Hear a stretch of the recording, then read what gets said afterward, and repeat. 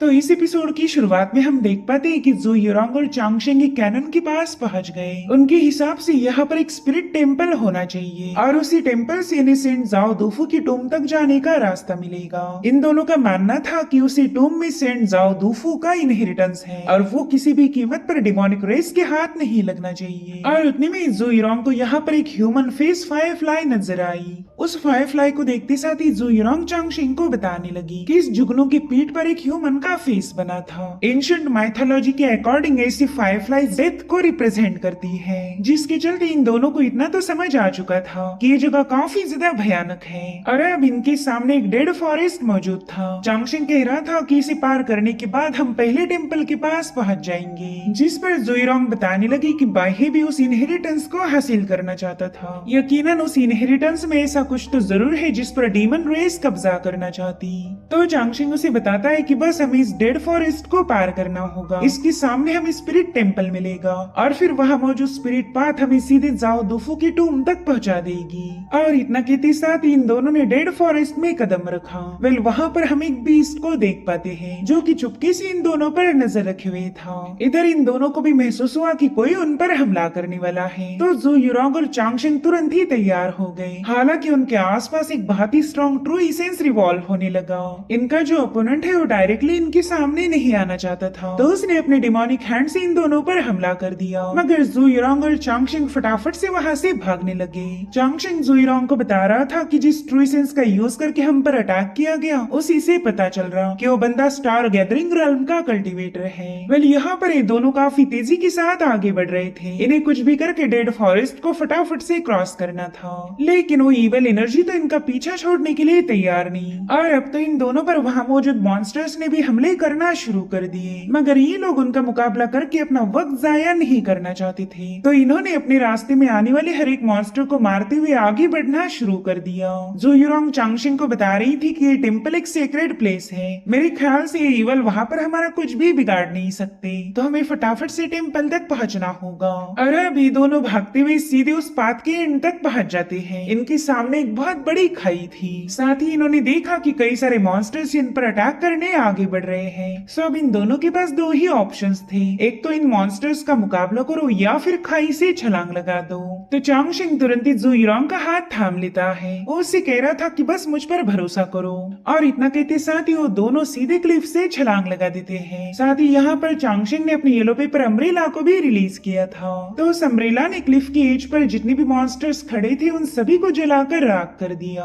जू युरोंग तो उसकी इस चालाकी को देखकर ही काफी ज्यादा इम्प्रेस हो गई। वेले दोनों वहाँ से काफी दूर पहुँच चुके थे और तभी हम उस बीस्ट को देख पाते जो कि अभी भी इन दोनों पर नजर रखे हुए था। वही दूसरी तरफ जू युरोंग और चांगशेंग एक टेम्पल के सामने पहुँच गए। इन्होंने जैसे ही टेम्पल का डोर ओपन किया इन्हें अपने सामने एक स्टैचू नजर आता है। चांगशेंग बता रहा था कि मैंने एंशिएंट रिकॉर्ड्स में इसी टेम्पल के बारे में पढ़ा था, उसमें लिखा गया था कि स्पिरिट पाथ पर पहुँचने के लिए हमें एक अल्टर पर जाना पड़ेगा। अल्टर पर जाने के बाद हमें गैरी को एक्टिवेट करना होगा। मगर ये टेम्पल मुझे काफी ज्यादा अजीब लग रहा, यहाँ पर कुछ तो गड़बड़ जरूर है। और तभी इन्हें अपने सामने विच डेटीज की कुछ राइट्स की पेंटिंग नजर आई। चांगशेंग कह रहा था कि यहाँ पर एक बहुत ही पुराना पगोडा ट्री है, यहाँ की हर एक चीज एंशिएंट लग रही, लेकिन इस पेंटिंग को देखकर ऐसा बिल्कुल नहीं लगता कि ये एंशिएंट है। मेरे ख्याल से अल्टर पर जाने के बाद हमें विचेस के रिचुअल को फॉलो करना होगा, जो कि बिल्कुल भी सिंपल नहीं होते। मैंने सुना था कि विचेस के रिचुअल को बस उनके क्लैन के लोग ही फॉलो कर सकते हैं। तो जू युरोंग उसे बताती है कि एक बार मैंने हेवन वर्शिप सेरेमनी को विटनेस किया था, जिसमें विचेस सर्कल में मूव करते हुए अपने स्टाफ को स्ट्रक करती है। उनके पास जो स्टाफ वेपन होगा उसी को स्ट्राइक करके वो लोग स्पिरिट को समन कर सकते हैं। और उसी सेरेमनी को इस पेंटिंग के जरिए दिखाया गया, लेकिन इस पेंटिंग को देखकर ऐसा फील हो रहा कि इसमें कुछ तो मिसिंग जरूर है। और अब जू युरोंग ने वहाँ मौजूद बोन्स को अपने पावर से समन करना शुरू किया।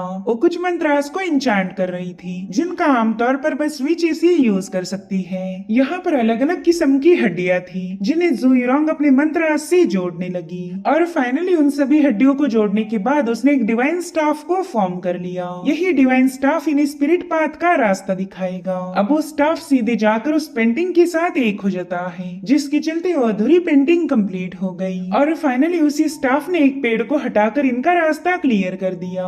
चांगशेंग तो ये सब देखकर जू युरोंग से काफी ज्यादा इम्प्रेस हो गया। वो दिल ही दिल में कह रहा था कि इस बंदे ने अधूरी पूरी पेंटिंग को कंप्लीट किया। साथ ही इसके पास विचेस के रिचुअल का भी नॉलेज है, जिससे पता चल जाता कि इसने काफी सारी पढ़ाई की होगी। खैर अब ये दोनों एक सीक्रेट कॉरिडोर के सामने पहुंच गए। जुईरोंग बता रही थी कि इसी कॉरिडोर में हमें अल्टर मिल सकता है, बस एक बार हम अल्टर को ओपन करें फिर हम जाओ दूफू की टूम तक पहुंच जाएंगे। और अब ये लोग उस कॉरिडोर में मौजूद एक पेंटिंग को ऑब्जर्व करने लगे, जिस पर सीनियर जाओ दूफू की लाइफ एक्सपीरियंस का डिपिक्ट था। जुईरोंग ने तो फटाफट से अपनी बटरफ्लाई का इस्तेमाल करते हुए इस पेंटिंग को ग्लो किया, ताकि ये लोग उस पेंटिंग पर मौजूद हर एक डिटेल्स को समझ सके। और अब एक नैरेटिव वॉइस हमें जाओ दूफू के बारे में बताने लगी। वो वॉइस कहने लगी कि सर्दियों के मौसम में जाओ फैमिली ने एक बच्चे को वेलकम किया। उस बच्चे की आंखें काफी ज्यादा अजीब थी। ऐसा कहा जाता है कि उसकी एक आंख में 2 पुतलियां थी और इसी वजह से उसे दूफू ये नाम दिया गया। बचपन से ही दूफू का कल्टीवेशन के लिए टैलेंट काफी ज्यादा एक्स्ट्राऑर्डिनरी था। उसने छोटी सी एज में ही लियो रिवर पर अपना डोमिनेंस साबित किया और जब वो जवान हुआ तब उसने डिवाइन कैपिटल के एम्परर टाइजॉन को भी हरा दिया, जिसके चलते जाओ दूफू सेंट्रल प्लेन का सबसे स्ट्रॉन्गेस्ट वॉरियर बन चुका था, एक कॉन्करर जिसे कोई भी हरा नहीं सकता। उसके बाद जाओ दूफू ने साउथ में ट्रैवल करते हुए एक सोर्ड सेंट को भी स्ट्रक डाउन किया। इतना ही नहीं, सबसे पावरफुल होली मेडन भी उसके सामने हार चुकी थी। और उसी दिन से ऐसा कहा जाने लगा कि इस दुनिया में ऐसा कोई नहीं जो जाओ दूफू का मुकाबला कर सके। इस दुनिया की सबसे पावरफुल बाहुबलियों ने भी उसके सामने घुटने टेक दिए और इस तरह से जाओ दूफू सेंटहुड के पिक पर पहुंच गया। मगर इतने से भी जाओ दूफू का दिल नहीं भरा और इसी वजह से उसने इस दुनिया के सबसे ग्रेट मास्टर का मुकाबला किया। वो एक लाइफ एंड डेथ बैटल थी जिसमें जाओ दूफू ने फतेह हासिल की। और इसी तरह से न जाने कितने ही सारे फॉलन मास्टर्स की हड्डियों पर चलते हुए जाओ दूफू ने अपना रास्ता तय किया और फाइनली वो गेट ऑफ न्यू रेल्म के दरवाजे के पास पहुंच चुका था। उस जमाने में कहा जाता है कि ये नई रेल्म एक ऐसी कल्टीवेशन लेवल थी जिसे आज तक कोई भी मास्टर नहीं कर पाया। लेकिन चांगशिंग और जुईरोंग तुरंत ही समझ गए कि इस न्यू रेल्म का मतलब था legendary realm of divine seclusion, जिसे फिलहाल के टाइम में डिवाइन कंसीलमेंट लेवल के नाम से भी जाना जाता है। अब इस कल्टीवेशन का जिक्र सुनते साथ ही चांगशिंग को सेंट वांग जीशे ने बताई हुई बातें याद आने लगी। वांग जीशे ने उसे बताया था कि अगर तुम तकदीर को बदल नहीं पाई तो जिंदा रहने का तुम्हारे पास एक और ऑप्शन है, तुम्हें कुछ भी करके कल्टीवेशन की डिवाइन कंसीलमेंट लेवल पर पहुंचना होगा। वो एक ऐसी लेवल है जिस पर पहुंचने के लिए कई साल लग जाएंगे और इसी वजह से चांगशिंग ने जिंदा रहने की उम्मीद छोड़ दी थी, क्योंकि वो जानता था कि उसके पास इतना वक्त बचा ही नहीं कि वो डिवाइन कंसीलमेंट रेल्म पर ब्रेक थ्रू कर सके। अब दोबारा से नैरेटिव वॉइस में जाओ दूफू के बारे में बताने लगी। वो कहती है कि जाओ दूफू इस न्यू रेल्म पर पहुंचना चाहता था और किसी भी वॉरियर को कल्टीवेशन में ब्रेक थ्रू करना है तो उसे फाइट की जरूरत पड़ती। अब इस दुनिया में ऐसा कोई बचा नहीं था जो उसका मुकाबला कर सके, इसीलिए वो अकेला ही ओल्ड स्नो सिटी पहुंच गया जहां पर डीमंस का डोमिनेंस था। वहां के हजारों लाखों पावरफुल डीमंस ने उसे चारों ओर से घेर लिया, तो उन सभी का खात्मा करते हुए जाओ दूफू ने डीमन लॉर्ड को बुरी तरह से घायल कर दिया। ओल्ड स्नो सिटी पूरी तरह से जाओ दूफू के हाथों मैसेकर हो चुकी थी, जिसके चलते फाइनली जाओ दूफू को ये समझ आ गया कि अब इस दुनिया में उसका कोई राइवल ही नहीं जो उसका मुकाबला कर सके। इसलिए जाओ दूफू ने सितारों के समंदर को पार करने का फैसला लिया। जाओ दूफू की एक स्पेशलिटी थी, वो अपनी जिंदगी को बोरिंग तरीके से जीना नहीं चाहता था। अगर वो इसी दुनिया में रुकता तो पूरी दुनिया का रूलर बनता, लेकिन सेंट जाओ दूफू ने नए नए चैलेंजेस को एक्सेप्ट किया। उसे पता था कि सितारों का समंदर पार करने के लिए उसे हजारों साल लग जाएंगे, इसलिए जाओ दूफू ने अपनी जिंदगी भर में जितना भी फॉर्चून कमाया था वो सारा इनहेरिटेंस उसने अपने जाओ ग्रेव में दफना दिया। साथ ही उसने अनाउंस किया कि मेरा इनहेरिटेंस सभी के लिए ओपन है, लेकिन उस इनहेरिटेंस तक बस वही बंदा पहुंच पाएगा जो कि उसके काबिल हो। एक वर्दी सोल ही मेरी इनहेरिटेंस को क्लेम कर पाएगी और यही वजह थी कि आज तक कोई भी सेंट जाओ दूफू की इनहेरिटेंस को क्लेम नहीं कर पाया। इस दुनिया में ऐसा कोई बंदा नहीं था जो कि जाओ दूफू की एक्सपेक्टेशन पर खरा उतर पाए। जुईरोंग बता रही थी कि इस मुराल पर जो वर्ड्स है वो खुद सीनियर जाओ दूफू ने काफ किए थे। जाओ दूफू जब तक इस दुनिया में थे उन्होंने न जाने कितने सारे ग्रेट फैक्शंस को हरा दिया, तो उनकी उस टूम में हमें सिर्फ फॉर्चून ही नहीं मिलने वाला बल्कि उस टूम में ढेर सारी पावरफुल सोर्ड टेक्निक होंगी जो कि सेंट जाओ दूफू ने उन फैक्शंस को हरा के हासिल की थी। जिस पर चांगशिंग कह रहा था कि ना, उस टूम में सिर्फ इतना ही नहीं मिलने वाला बल्कि वहाँ पर डिवाइन कंसीलमेंट लेवल पर पहुंचने का सीक्रेट भी लिखा होगा।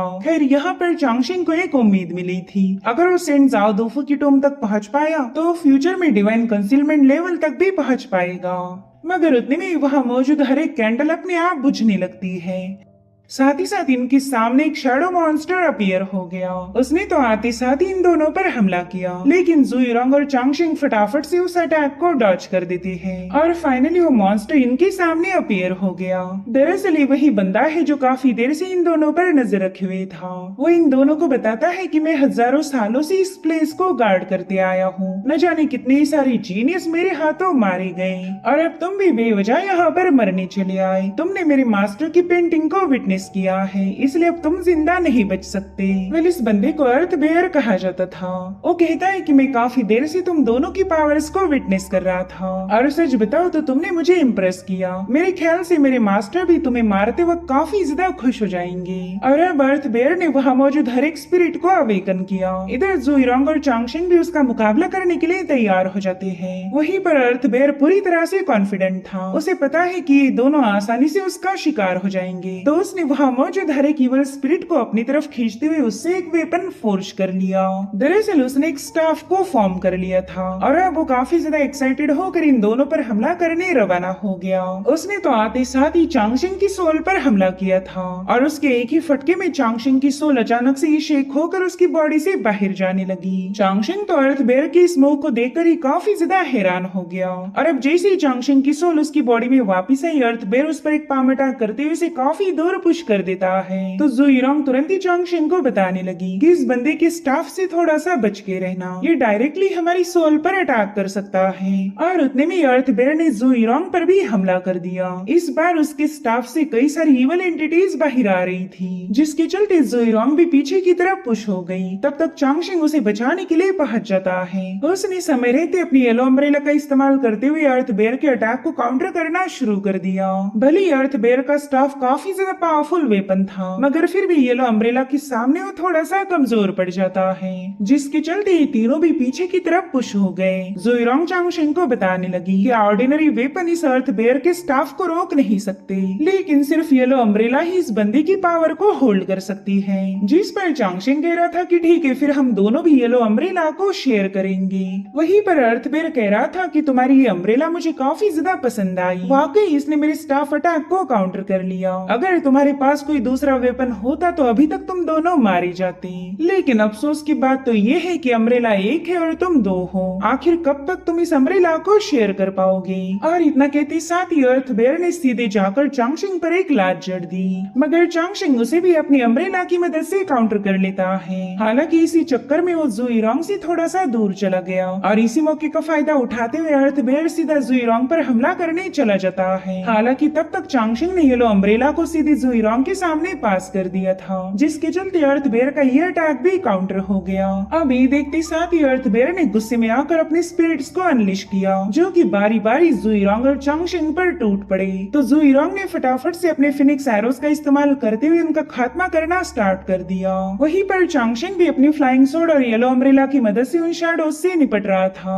और फाइनली इन दोनों ने बड़ी आसानी के साथ अर्थ बेयर ने रिलीज की हुई सारी शैडोज को वाइप आउट कर दिया। ये देखकर अर्थ बेयर भी थोड़ा सा हैरान था। इन दोनों का मुकाबला करते हुए वो दिल ही दिल में सोच रहा था कि आखिर ये लोग है कौन। इनके पास एक परफेक्ट आर्टिफैक्ट है जो कि मेरी सोल स्टाफ की पावर को ब्लॉक कर सकता हूँ। साथ ही इन दोनों की मूव एक दूसरे को कॉम्प्लीमेंट कर रही। ये दोनों एक साथ मिलकर बड़ी ही आसानी के साथ मेरे हर एक अटैक को ब्रेक करते जा रहे। कपल्स में इतना अच्छा कोऑर्डिनेशन तो मैंने आज तक नहीं देखा था। इसलिए वो इन दोनों की तारीफें करते हुए कहने लगा कि हजारों सालों से मैं इस जगह को गार्ड कर रहा हूँ, लेकिन आज तक मुझे ऐसा कोई बंदा नहीं मिला जो इतनी देर तक मेरे सोल स्टाफ के अटैक को झेल पाए। जिससे ये बात साबित होती है कि तुम दोनों के पास काफी अमेजिंग स्किल्स हैं, लेकिन इससे कोई फायदा नहीं होने वाला क्योंकि तुम्हारी कल्टीवेशन शैलो है और इसी वजह से तुम थोड़ी ही देर में मेरे हाथों मारे जाओगे। इधर चांगशिंग भी उस सोल स्टाफ को देखकर नोटिस कर लेता है कि ये वेपन स्टार गैदरिंग रेल्म के कल्टीवेटर को आसानी से हरा सकता हूँ। साथ ही इस वेपन की ट्रू इसेंस की इंटेंसिटी हम दोनों से कई गुना ज्यादा अमेजिंग है। अगर ऐसा ही चलता रहा तो हम जरूर से इस बंदे के सामने हार जाएंगे।